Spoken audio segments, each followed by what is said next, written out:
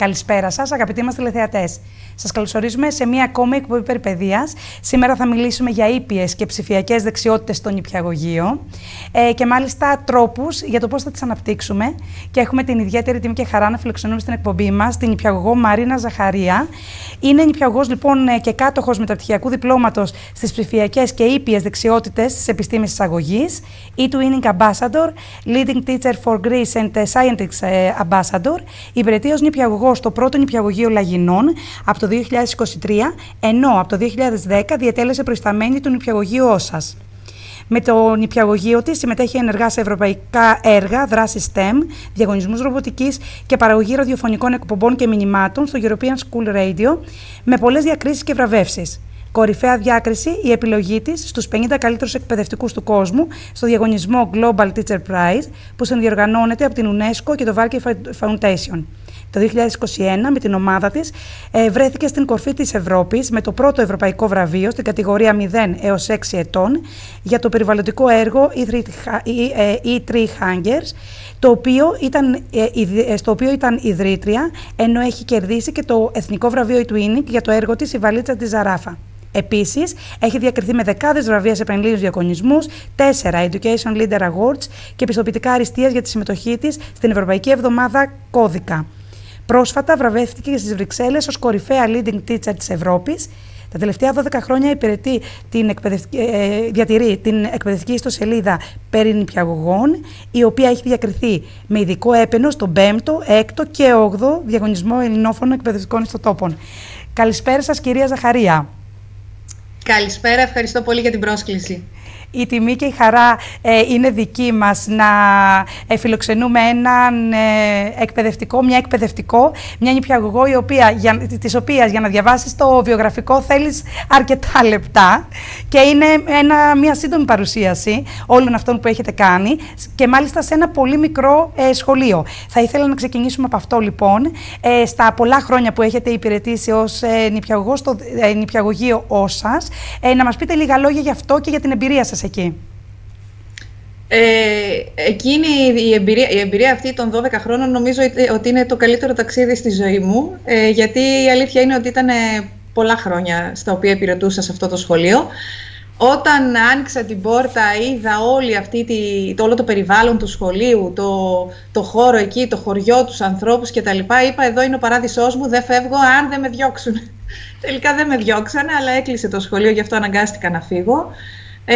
Ήταν ένα σχολείο, η αλήθεια είναι ότι είχε λίγους μαθητές, αλλά παρόλα αυτά, επειδή είχα πάρα πολύ καλή συνεργασία με τους γονείς, με τον πολιτιστικό σύλλογο, με τον πρόεδρο, με όλους τους ανθρώπους εκεί, κατάφερνα οτιδήποτε είχα στο μυαλό μου να το υλοποιήσω μαζί με τα παιδιά. Και έτσι θεωρώ ότι περάσαμε πάρα πολύ ωραία και πήραν και τα παιδιά πάρα πολλά πράγματα μέσα από αυτή την εκπαιδευτική διαδικασία. Και νομίζω το μαρτυρά αυτό ότι και τώρα ακόμη 12-13 χρόνια μετά με βρίσκουν οι μαθητές μου και στο Facebook τώρα, γιατί έχουν μεγαλώσει πλέον, αυτά τα παιδιά τώρα είναι έφηβοι και έχουν να θυμούνται τα καλύτερα. Η ευελιξία λοιπόν που δίνει ένα μικρό σχολείο, σε συνδυασμό με τη δημιουργικότητα ενός εκπαιδευτικού, μπορούν να κάνουν θαύματα και είστε ένα ζωντανό παράδειγμα, κυρία Ζαχαρία, καθώς σε ένα μικρό χωριό, περίπου 300 κατοίκων, κάνατε θαύματα. Γιατί κάνατε εισαγωγή των ψηφιακών δεξιοτήτων. Είναι το υπόβαθρο το εκπαιδευτικό σας τέτοιο, καθώς έχετε μεταπτυχιακό στις ήπιες και ψηφιακές δεξιότητες στα σχολεία. Όμως δεν σημαίνει ότι όλοι εμείς που έχουμε μεταπτυχιακά τα βάζουμε με μια τέτοια μαεστρία μέσα στα σχολεία μας για να έχουν ένα αποτύπωμα τέτοιο όπως το δικό σας. Θα ήθελα λοιπόν να μας πείτε πώς οι σπουδές σας, η δημιουργικότητά σας, αλλά και οι συνεργασίες που είπατε με όλη την τοπική κοινωνία βοήθησαν να φτάσουμε σε αυτό το αποτέλεσμα. Κοιτάξτε, νομίζω ότι το παν είναι να μπορείς να μαγειρεύεις ουσιαστικά τις γνώσεις με τις εμπειρίες, με τις συνεργασίες και να δημιουργείς ένα αποτέλεσμα προς όφελος των παιδιών. Εγώ ξεκίνησα με την αγάπη που είχα για τους υπολογιστές και το πρώτο που έκανα ήταν να φτιάξω την ιστοσελίδα. Την έκανα δηλαδή τα πρώτα χρόνια που ήμουν στην Όσα. Και αυτό το έκανα γιατί ήθελα με κάποιο τρόπο να επικοινωνήσω τη δουλειά μου. Επειδή ήμουν μόνη μου, ήταν απομακρυσμένο το σχολείο, δεν είχα συνεργασίες με άλλα σχολεία τότε και θεωρούσα ότι αυτό ήταν ένα πρώτο βήμα για να μπορέσουμε να δείξουμε τη δουλειά που κάνουμε. Το δεύτερο που έκανα ήταν να αναζητήσω συνεργασίες με άλλα σχολεία. Ψάχνοντας λοιπόν, τώρα μιλάμε για το 2011, έψαξα στο Υπουργείο για να δω τι είδους προγράμματα υπάρχουν συνεργατικά και ανακάλυψα το e-twinning. Να θυμίσω ότι τότε το e-twinning δεν είχε ειδικά συνεργασίες έτσι με νηπιαγωγεία. Τα νηπιαγωγεία που συμμετείχαν από την Ελλάδα ήταν μετρημένα στα δάχτυλα.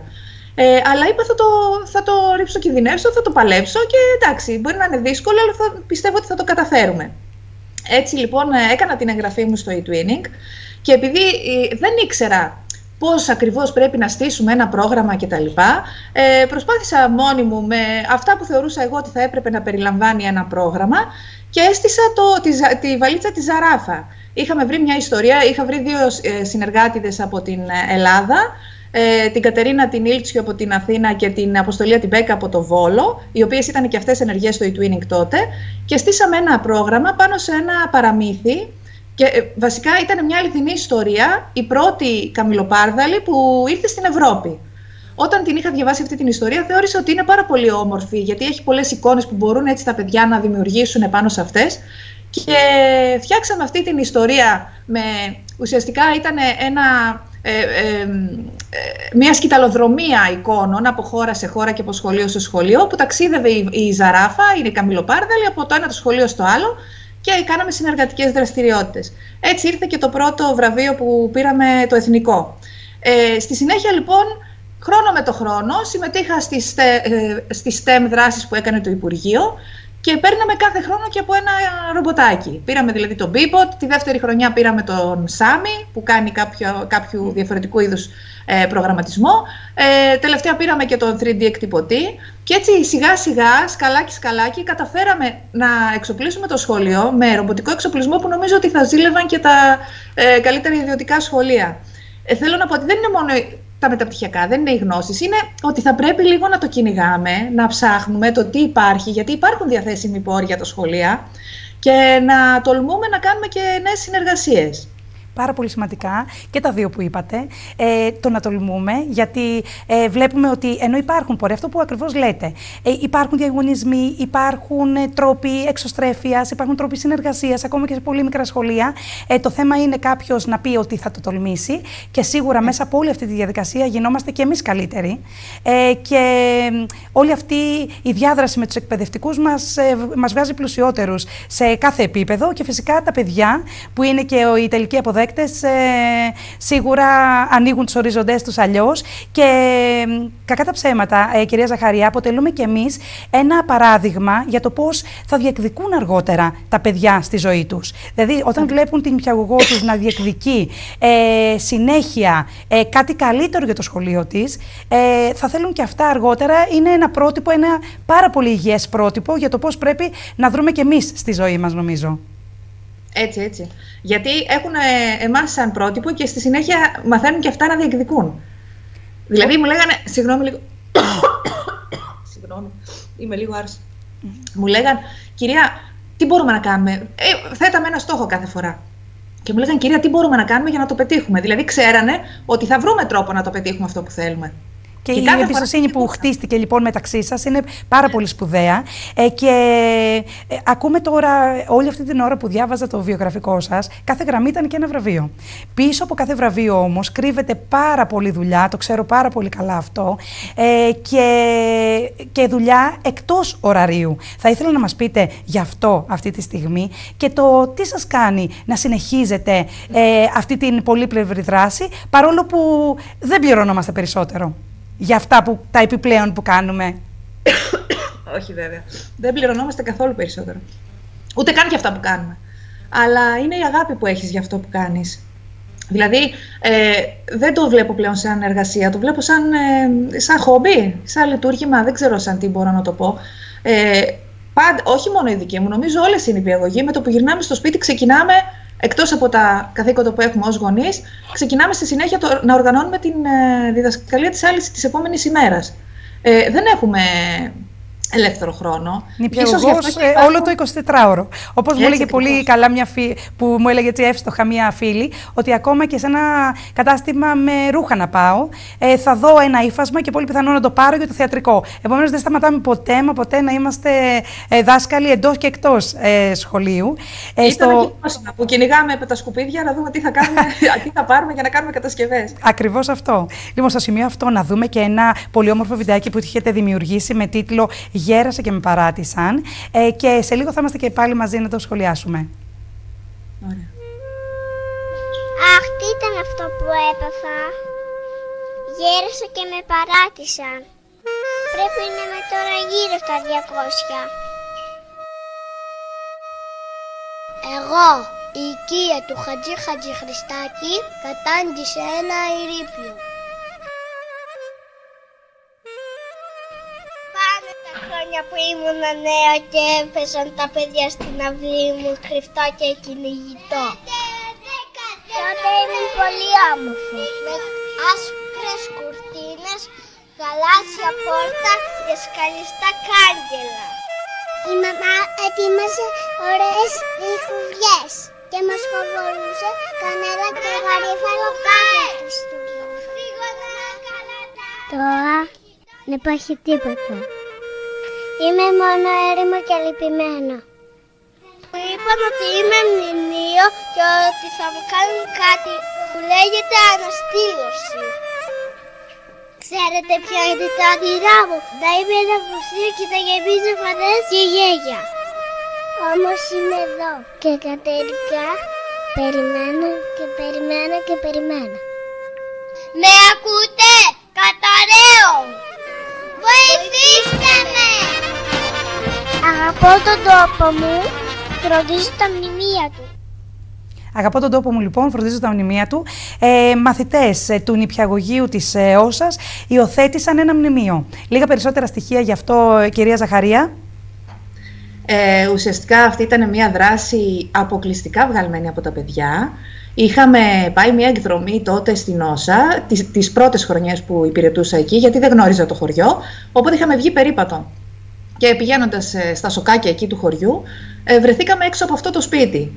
Πρόκειται για ένα, έχει χαρακτηριστεί ως μνημείο, παγκόσμιο μνημείο, διατηρηταίο μνημείο από την UNESCO και από το Υπουργείο Πολιτισμού, και χρήζει αναστήλωσης, όμως η χρηματοδότηση εδώ και 19 χρόνια δεν έχει έρθει ακόμη. Όταν λοιπόν πήγαμε σε αυτό το μνημείο, μου λένε τα παιδιά, κυρία, αυτό το σπίτι είναι καταραμένο. Τους λέω, τι εννοείται ότι είναι καταραμένο? Μου λένε, κυρία, αυτό δεν περνάει κανένας από εδώ, είναι καταραμένο, έχει ιστορία κτλ. Δεν μπορούσαν, ξέραν ότι είναι κάτι, αλλά δεν μπορούσαν να μου εξηγήσουν τι ακριβώς είναι αυτό το σπίτι και γι' αυτό δεν το γκρεμίζουν κτλ. Οπότε ξεκίνησε ένα project, τους έβαλα να συζητήσουν με τους γονείς, να ψάξουν στους παππούδες κτλ, να πάρουν συνεντεύξεις για να μάθουμε την ιστορία του μνημείου. Μάθαμε τελικά και με συνεργασία με τον Πολιτιστικό Σύλλογο ότι το συγκεκριμένο μνημείο είναι χαρακτηριστικό της μακεδονικής αρχιτεκτονικής του 19ου αιώνα, είναι μοναδικό στην περιοχή, στη Μακεδονία, για τον τρόπο δηλαδή που ήταν χτισμένα τα σπίτια της Μακεδονίας τότε. Και ενώ υπάρχει η μελέτη για την αναστήλωσή του, παρόλα αυτά γνωρίζουμε όλοι βέβαια την γραφειοκρατία που υπάρχει και ίσως να μην υπήρχε και η πολιτική βούληση, δεν ξέρω τι έφταιγε, και το συγκεκριμένο μνημείο αυτή τη στιγμή είναι υποκατάρρευση. Ξεκινήσαμε λοιπόν μια έρευνα και μαζί με τα παιδιά σκεφτήκαμε τι μπορούμε να κάνουμε γι' αυτό. Οπότε είδα ότι έτρεχε ο διαγωνισμός για το ραδιοφωνικό μήνυμα και τους λέω, παιδιά, αφού θέλουμε να ακουστούμε και να ακουστεί το μήνυμά μας προς τα έξω, μπορούμε να κάνουμε ένα μήνυμα, να το μεταδώσουμε στο ραδιόφωνο και να ακουστούμε ακόμη και πιο έξω από το χωριό. Και έτσι κάναμε το συγκεκριμένο μήνυμα που είδαμε πριν και είχαμε τη χαρά και την τιμή να πάρουμε την πρώτη θέση στον διαγωνισμό μαθητικού ραδιοφώνου και να πάμε στα Τρίκαλα που ήταν η βράβευση τότε. Μάλιστα θυμάμαι ότι ήταν η πρώτη εκδρομή που πήγαιναν αυτά τα παιδιά. Δεν είχαν ταξιδέψει μακρύτερα, μερικά δεν είχαν πάει καν στη Θεσσαλονίκη, να φανταστείτε. Και πριν από λίγα χρόνια μίλησα με τη δασκάλα, όταν αυτά τα παιδιά, τα νήπια, πήγανε 5η τάξη, τους έβαλε να γράψουν μία έκθεση για το ποια εκδρομή θυμούνται. Και όλα τα νήπια γράψανε αυτή την ημέρα, δηλαδή την ημέρα που πήγαμε στα Τρίκαλα και πήραμε το βραβείο. Οπότε φαντάζεστε ότι για να το θυμούνται μετά από τόσα χρόνια πόσο ερεθίσματα πήραν και πόσο αυτό το βίωμα τους έμεινε στην ψυχή τους. Στη συνέχεια μετά από αυτό πήρε μεγάλη έκταση και δημοσιότητα όλο μας αυτό το εγχείρημα. Δώσαμε συνεντεύξεις, μας κάλεσε ο Δήμαρχος, κατεβήκαμε στο Δήμαρχο, του δώσαμε μια επιστολή. Και τελικά έφτασε το συγκεκριμένο αίτημα των παιδιών στη Βουλή, μας άκουσε η βουλευτής εδώ της περιοχής και έκανε ερώτημα προς την Υπουργό Πολιτισμού σχετικά με αυτό το θέμα. Αυτό νομίζω ότι είναι μια απόδειξη του πώς μπορεί η βούληση και η επιθυμία των παιδιών, πώς μπορεί να κινητοποιήσει όλο το σύστημα.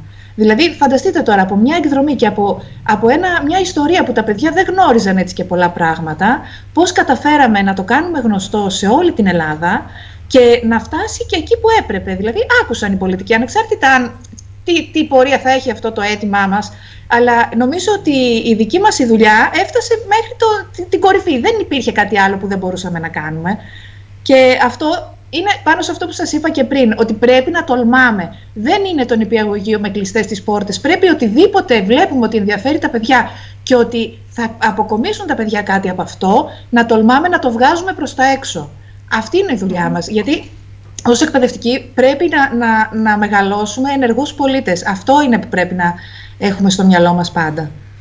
Εξαιρετικά, ενεργοί πολίτες λοιπόν, γιατί πολλοί έχουν στο μυαλό τους στο νηπιαγωγείο. Εντάξει, τα παιδιά προετοιμάζονται για το δημοτικό, κι όμως γίνεται πάρα πολύ σπουδαία δουλειά. Είναι μια εξαιρετική βαθμίδα που, αν δεν υπήρχε, τα παιδιά δεν θα μπορούσαν να συνεχίσουν ομαλά ούτε την κοινωνικοποίησή τους, αλλά ούτε και την πορεία τους στο δημοτικό αργότερα και στις επόμενες βαθμίδες. Στο σημείο αυτό θα περάσουμε σε ένα ακόμα πολύ όμορφο βιντεάκι που έχετε ετοιμάσει για μας, κυρία Ζαχαρία, με τίτλο «Με μία τόση δα βαλίτσα». Και είμαστε και πάλι σε λίγο μαζί. Τη στιγμή που ακούτε αυτό το μήνυμα, ένα παιδί ξεκινά για ένα μεγάλο ταξίδι. Όχι, δεν πηγαίνει διακοπές. Πρέπει να αφήσει το σπίτι του, τους φίλους του και τη χώρα του. Δεν θα πάει στη θάλασσα για να γλιτώσει από τη ζέστη. Να φύγει από το τόπο του και να γλιτώσει τον πόλεμο. Και αν φύγει, πόσα πράγματα θα πάρει μαζί του. Πόσα πράγματα χωρά σε μία τόσα δαζαλίτσα. Εσύ, τι θα προλάβανε να πάρεις? Το κουκλάκι σου, την αγαπημένη σου κουβέρτα, τα παιχνίδια σου. Τη στιγμή που ακούς αυτό το μήνυμα, για κάποιο παιδί, ταξίδι δεν σημαίνει ξενοδοχείο με πισίνα. Σημαίνει πόλεμο, υπόγεια, σιρήνες, σκοτάδι και φόβο. Ακούτε οι μεγάλοι! Αυτό το ταξίδι δεν αξίζει σε κανένα παιδί. Στείλτε το πόλεμο σε ένα μακρινό ταξίδι χωρίς επιστροφή. Με μία τόση δα βαλίτσα λοιπόν, καλλιέργεια της ενσυναίσθησης μέσα από ένα πάρα πολύ συγκινητικό βίντεο, κυρία Ζαχαρία. Θα ήθελα να μας πείτε περισσότερα γι' αυτό. Ναι, το βίντεο αυτό προέκυψε... Ήταν την περίοδο που είχαμε εδώ τους πρόσφυγες και ήταν και η περίοδος που έκανα εγώ το μεταπτυχιακό μου στις ψηφιακές δεξιότητες, ήπιες και ψηφιακές δεξιότητες, οπότε είχα κάνει και ένα ανάλογο αντίστοιχο μάθημα σχετικά με τον τρόπο με τον οποίο θα πρέπει να παίρνει κανείς τις συλλήψεις και πώς θα πρέπει να είναι γενικότερα τα βίντεο. Οπότε έθεσα αυτά που μου έλεγε ο καθηγητής, τα έθεσα σε εφαρμογή στο συγκεκριμένο βίντεο. Τώρα, το πώς δημιουργήθηκε όλο αυτό, πώς προέκυψε. Μιλώντας για τα παιδιά που μετακινούνται, είχαμε πάρει τα βιβλία από την ύπατη αρμοστία, νομίζω, του Παπαθεοδούλου ήταν, αν δεν κάνω λάθος, τα παιδιά μετακινούνται και δουλεύαμε πάνω σε αυτά τα βιβλία, όπου δείχνει κάποιες εικόνες, ένα παιδάκι που ταξιδεύει και μετακινείται, αλλάζει χώρες και ρωτάει τώρα στο παιδί και του λέει «Εσύ τι θα έπαιρνες αν έφευγες? Αν έπρεπε να αφήσεις το σπίτι σου, τι θα έπαιρνες μαζί σου? Και έτσι δημιουργήθηκε και όλο αυτό το μήνυμα. Δηλαδή, αν προσέξετε, μιλάει σε πρώτο πρόσωπο, απευθύνεται στο παιδί και του λέει: εσύ τι θα προλάβαινες να πάρεις? Μέσα από αυτές τις ερωτήσεις λοιπόν που είχα θέσει και εγώ στα παιδιά, ήρθαν και αυτά στη θέση των παιδιών που μετακινούνται και τους πήγα τη βαλίτσα στο σχολείο και τους λέω: λοιπόν, φανταστείτε ότι τώρα κάτι συμβαίνει και πρέπει να αφήσουμε το σπίτι μας.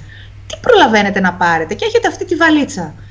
Αρχίσανε, λέγανε διάφορα. Κυρία, θέλω να πάρω αυτό, τα ρούχα μου, τα παιχνίδια μου, το τάμπλετ μου, το ένα μου, το άλλο μου. Και τους έλεγα: η βαλίτσα είναι αυτή. Πρέπει να τα χωρέσετε. Όλα αυτά που λέτε πρέπει να χωρέσουν εδώ και να μπορείτε να τα κουβαλήσετε μαζί. Έτσι λοιπόν επέλεξαν να πάρουν μόνο την κουβέρτα τους για να είναι ζεστά, το αγαπημένο τους παιχνίδι, τον αρκούδο τους και κάποια ρούχα. Οπότε ξεκινήσαμε αυτό το ταξίδι ουσιαστικά. Και τα παιδιά, μπαίνοντας στη θέση των παιδιών που μετακινούνται, μπόρεσαν να βιώσουν όλη αυτή την κατάσταση και να αντιληφθούν ότι η ζωή μας δεν είναι τόσο είναι πάρα πολύ εύθραυστη. Δεν είναι αυτό που νομίζουμε εμείς ότι είμαστε ασφαλείς και ότι κατάλαβαν ότι δεν είναι όλα τα παιδιά έτσι. Ότι υπάρχουν παιδιά στον κόσμο που δεν βιώνουν την καθημερινότητα με τον τρόπο που τη βιώνουμε εμείς. Έτσι λοιπόν αρχικά ηχογραφήσαμε το μήνυμα. Στη συνέχεια κάναμε τις λήψεις αυτές. Ήμουν τυχερή γιατί είχαμε διάφορες εικόνες και πίσω από το σχολείο υπήρχαν τα κάγκελα αυτά που θυμίζουν λίγο έτσι σύνορα. Και στην αίθουσα είχαμε βάλει τα κυβότια για να θυμίζουν το υπόγειο. Νομίζω ότι είναι πάρα πολύ, εντάξει, μου άρεσε πάρα πολύ, είναι αγαπημένο μου αυτό το βίντεο, αλλά άφησε και πάρα πολύ μεγάλο στίγμα στα παιδιά. Δουλέψαμε πάρα πολύ για τον πόλεμο, την ειρήνη, για την αλληλεγγύη που πρέπει να έχουν τα παιδιά απέναντι στους άλλους ανθρώπους και φυσικά καλλιεργήθηκε η ενσυναίσθηση, γιατί εκτός από το γεγονός ότι τα παιδιά έμαθαν τα συναισθήματα, αντιλήφθηκαν τα συναισθήματα αυτά, μιλήσαμε και για τους τρόπους με τους οποίους θα πρέπει να τα διαχειρίζονται, γιατί είδαμε κάποιες φωτογραφίες και από τον πόλεμο τότε στην Ουκρανία και μιλήσαμε και για τα παιδιά την ώρα εκείνη των βομβαρδισμών που βρίσκονται μέσα στα υπόγεια, τι κάνουν, πώς νιώθουν. Είχαν καθίσει δηλαδή πάνω σε αυτή, τους είχα δώσει τη ζωγραφιά και τους λέω φανταστείτε ότι είστε κι εσείς δίπλα και πείτε μου τι αισθάνεστε. Μπήκαν δηλαδή στη θέση αυτών των παιδιών και βγάλανε τα συναισθήματά τους. Ήταν πάρα πολύ επικοδομητικό όλο αυτό και νομίζω ότι μέσα από αυτό το βίωμα, γιατί ήταν βιωματικές οι δραστηριότητες, κατάφεραν να αναπτύξουν την ενσυναίσθηση και νομίζω ότι είναι από τις βασικότερες δεξιότητες που πρέπει να αναπτύξουν όχι μόνο τα παιδιά, αλλά και εμείς οι ίδιοι. Ακριβώς, κυρία Ζαχαρία. Και βλέπουμε λοιπόν ότι δεν αναπτύσσεται μόνο ήπιες και ψηφιακές δεξιότητες στο νηπιαγωγείο, αναπτύσσεται πάρα πολλές δεξιότητες, δίνετε πολλά μαθήματα ζωής, τα οποία συνοδεύουν τους μαθητές σας στην μετέπειτα πορεία τους. Είμαι σίγουρη ότι θα σας θυμούνται με τις πιο ωραίες αναμνήσεις και είναι και ηθική ανταμοιβή της νηπιαγωγού. Στο σημείο αυτό θα περάσουμε σε ένα σύντομο διαφημιστικό διάλειμμα και σε λίγο θα είμαστε και πάλι μαζί με περισσότερα μαθήματα ζωής μέσα από το νηπιαγωγείο με την εξαιρετική νηπιαγωγό κυρία Μαρίνα Ζαχαρία.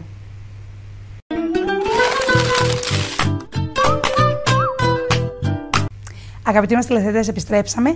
Μιλάμε σήμερα για ήπιες και ψηφιακές δεξιότητες στο νηπιαγωγείο και έχουμε την τιμή και τη χαρά να φιλοξενούμε στην εκπομπή μας σήμερα την πολυβραβευμένη νηπιαγωγό κυρία Μαρίνα Ζαχαρία.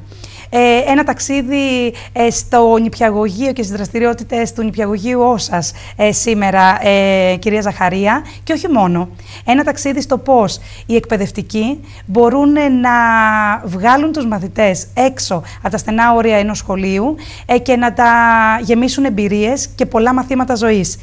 Ας συνεχίσουμε την όμορφη κουβέντα μας, κυρία Ζαχαρία, με τις ψηφιακές δεξιότητες στο νηπιαγωγείο. Ακούγεται βαρύγδουπο, όμως μπορούμε να τα καταφέρουμε, να βάλουμε τεχνολογία εχμής μέσα στο νηπιαγωγείο μας? Εννοείται πως μπορούμε. Από τη στιγμή που τα παιδιά γεννιούνται τώρα, δηλαδή αν δούμε, διάβαζα μια έρευνα πρόσφατα που έλεγε ότι παιδιά 9 με 15 μηνών νομίζω έχουν μεγάλη άνεση στο τάμπλετ και στο κινητό, που είναι κάτι τρομακτικό. Μιλάμε τώρα για βρέφη.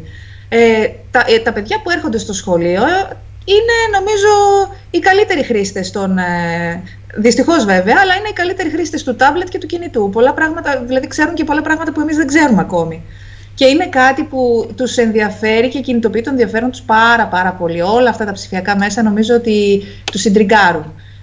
Και είναι και στην καθημερινότητά τους. Οπότε νομίζω ότι η δική μας δουλειά και το δικό μας χρέος είναι να πάρουμε αυτό το ενδιαφέρον και να το κάνουμε λίγο πιο γόνιμο.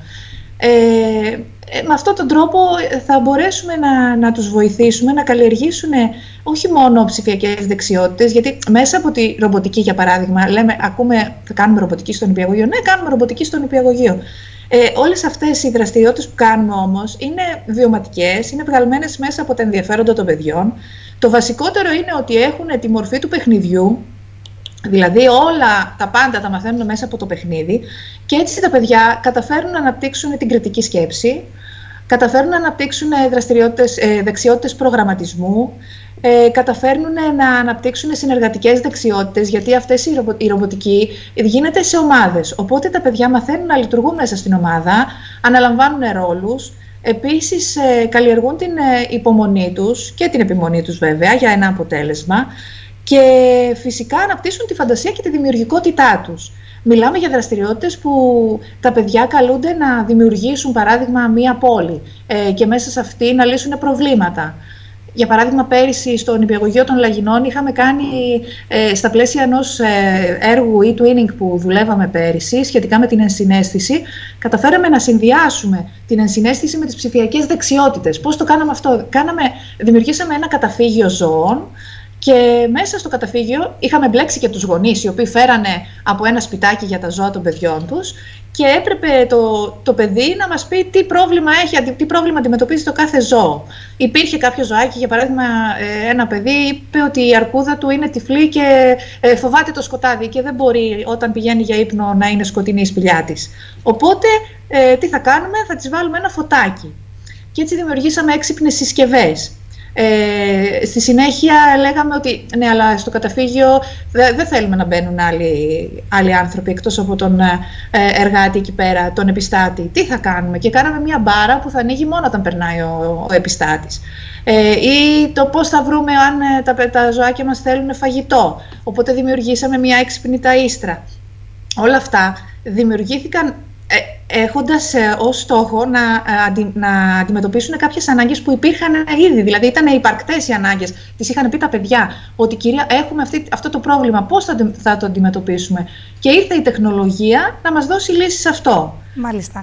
Πριν όλα αυτά έχουμε και βιντεάκι, κυρία Ζαχαρία, επομένως θα τα δούμε και αναλυτικότερα.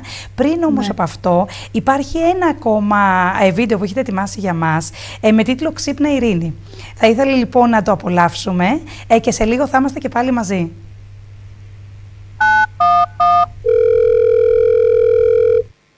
Εκάβ, λέγεται παρακαλώ.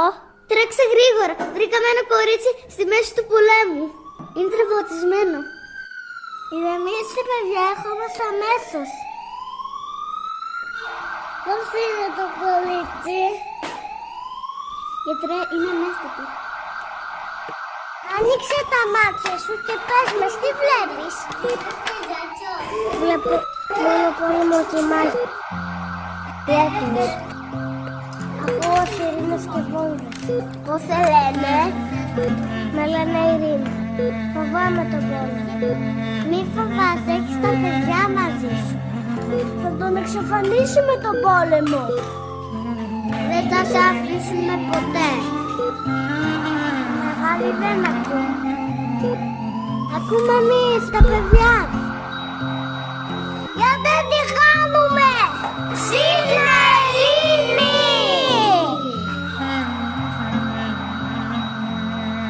Σε παρακαλώ Ειρήνη, μείνε μαζί μας. Γιατρέ, έχουμε σφυγμό. Ξύπνα! Εσύ είσαι μεγάλη. Μην αξίσετε την ύλη, μην τα πεσάρει.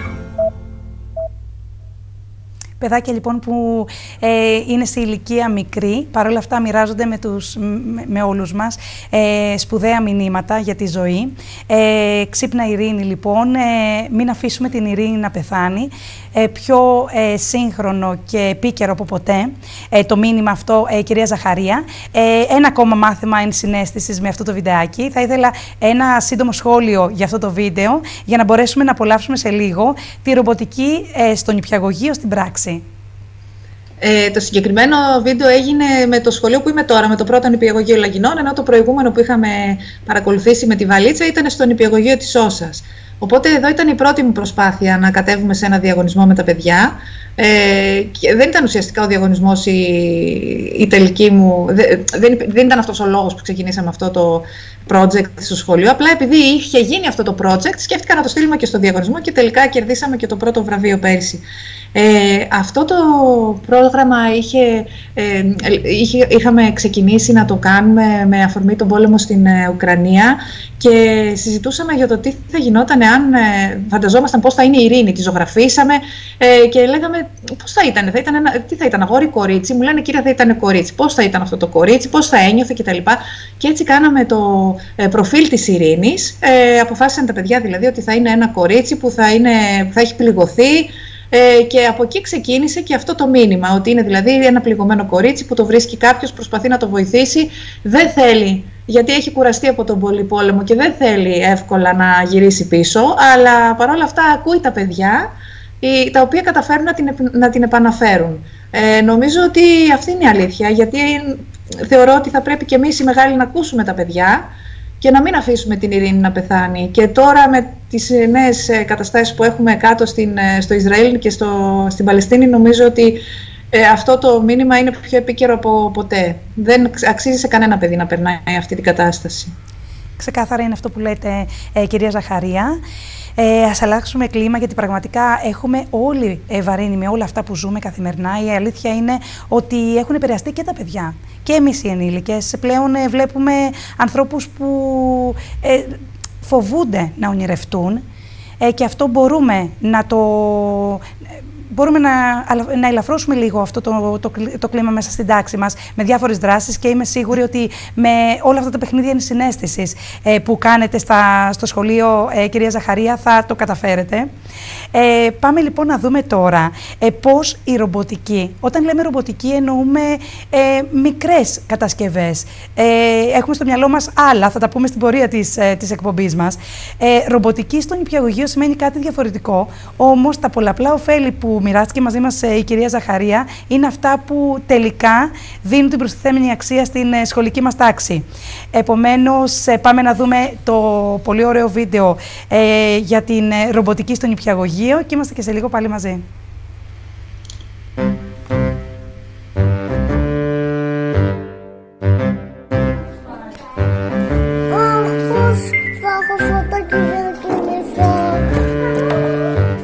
Πώς θα έχει φωτάκι για να κοιμηθεί? Πρέπει να πάμε ένα φωτάκι για να κοιμηθεί καλά. Τι θα χρησιμοποιήσουμε? Αυτό. Έναν αισθητήρα. Ποιον αισθητήρα? Ποιος είναι? Αυτό. Αυτός που είναι εκεί με τα ματάκια? Ναι. Μέσα που φαίνεται, έτσι. Εκεί, μπράβο. Και όταν μπαίνει η αρκουδίτσα, τι θα γίνεται? Όταν μπαίνει μέσα στη σπηλιά, τι θα Θα ανάβει. Ποιος θα ανάβει? Και το φωτάκι. Το λαμπάκι, για να δούμε, ανάβει το λαμπάκι. Δεν μπαίνει. Για μπες μέσα αρκουδίτσα να δούμε, θα ανάψει το φωτάκι. Να το είδατε? Ναι, το είδαμε. Άναψε το φωτάκι, τώρα δεν θα φοβάται η αρκουδίτσα. Έχει φως.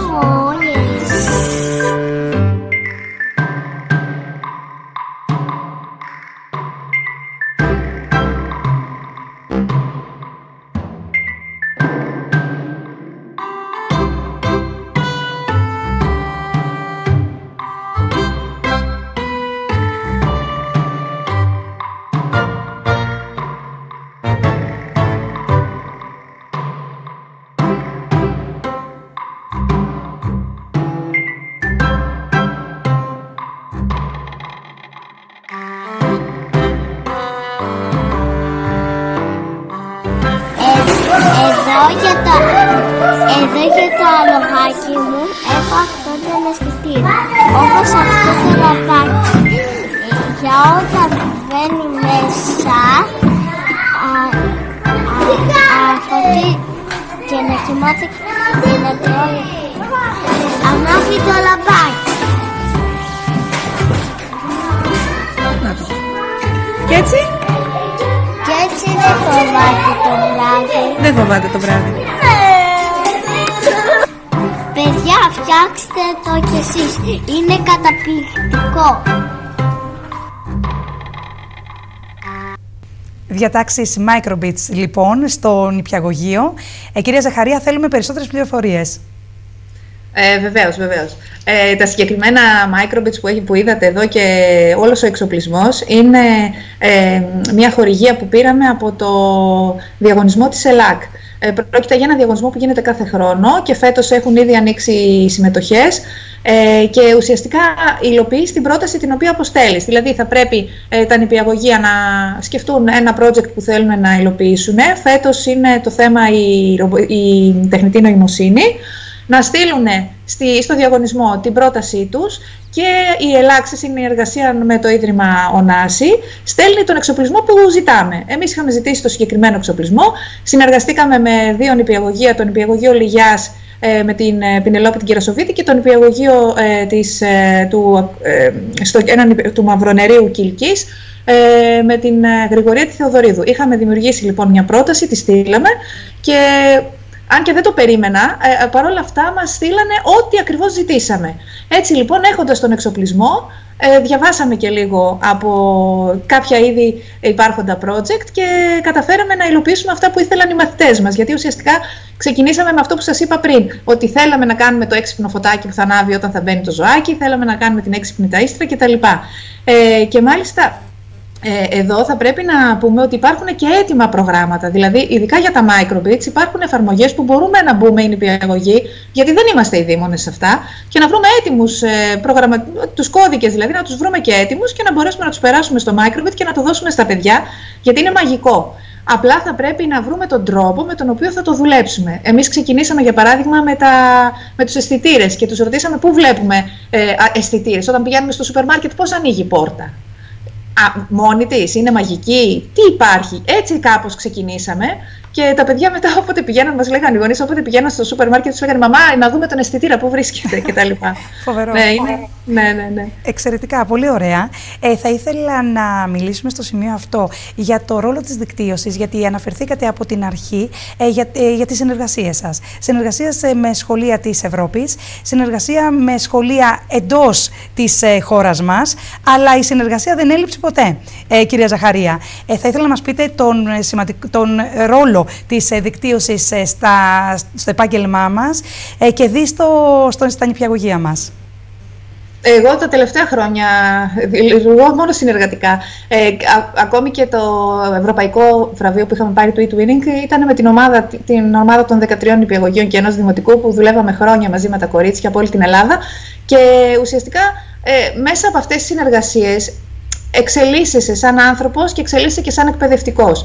Γιατί μέσω της δικτύωσης, όλοι εμείς οι νηπιαγωγοί, γιατί γενικότερα είμαστε σε μικρά σχολεία και αισθανόμαστε μόνες μας, νιώθουμε αυτή την ανάγκη να επικοινωνήσουμε, να συνεργαστούμε, να ανταλλάξουμε ιδέες, να βρούμε λίγο τη συμπόνια, να βοηθήσει ο ένας τον άλλον, να στηρίξει ο ένας τον άλλον, γιατί η αλήθεια είναι ότι έχουμε πολλά προβλήματα στο σχολείο, αλλά μέσω της δικτύωσης και μέσω των έργων και των eTwinning και μέσα από το Code Week που κάνουμε κάθε χρόνο, αλλά και μέσα από τα μέσα δικτύωσης, από τις ομάδες που έχουμε στα κοινωνικά δίκτυα κτλ. Νομίζω ότι βοηθούν εμάς, τους εκπαιδευτικούς γενικότερα, τόσο στο να σχεδιάσουμε νέα έργα, στο να εξελιχθούμε επαγγελματικά, να βρούμε, όπως τώρα παράδειγμα που συζητάμε για διάφορους διαγωνισμούς κτλ., να βρούμε κάποιες χορηγίες για τα σχολεία μας και νομίζω ότι μόνο ωφέλη μπορούμε να αποκομίσουμε μέσα από αυτές τις συνεργασίες. είναι σίγουρο ότι η συνεργασία και η δυναμική της ομάδας έχει πολλαπλά ωφέλη για όλους μας και κυρίως για τα σχολεία τα οποία έχουν μια κουλτούρα εσωστρέφειας. Και αυτό πρέπει να αλλάξει. Χαίρομαι τόσο πολύ όταν μικρά σχολεία γίνονται παράδειγμα και για μεγαλύτερες σχολικές μονάδες που δεν τολμούν τόσα πολλά όσα ένα μικρό σχολείο, κυρία Ζαχαρία. Και επειδή έχουμε μιλήσει για βραβεύσεις και πολλές βραβεύσεις και πραγματικά σας συγχαίρω ολόθερμα για όλη αυτή την προσπάθεια που έχετε κάνει, ας πάμε σε μια κορυφαία διάκριση. Την επιλογή σας στους 50 καλύτερους εκπαιδευτικούς του κόσμου στο διαγωνισμό Global Teacher Prize και μάλιστα βρεθήκατε και πρόσφατα στο Παρίσι. Θα ήθελα να μοιραστείτε μαζί μας όλη αυτή την εμπειρία και τι είναι αυτό που νιώσατε εκεί και αν ανοίξατε δρόμους συνεργασίας και με άλλους εκπαιδευτικούς από άλλες χώρες. Ουσιαστικά αυτό ήταν ένα ταξίδι ζωής, έτσι θα το χαρακτήριζα, και ένα όνειρο που έγινε πραγματικότητα. Νομίζω ότι ελπίζω και εύχομαι σε κάθε εκπαιδευτικό να ζήσει αυτά που έζησα εγώ πριν από λίγες εβδομάδες. Ουσιαστικά το συγκεκριμένο διαγωνισμό τον γνώρισα όταν είχε κερδίσει μια Κύπρια εκπαιδευτικός η οποία εργαζόταν τότε στο Ηνωμένο Βασίλειο, η Άντρια Ζαφυράκου.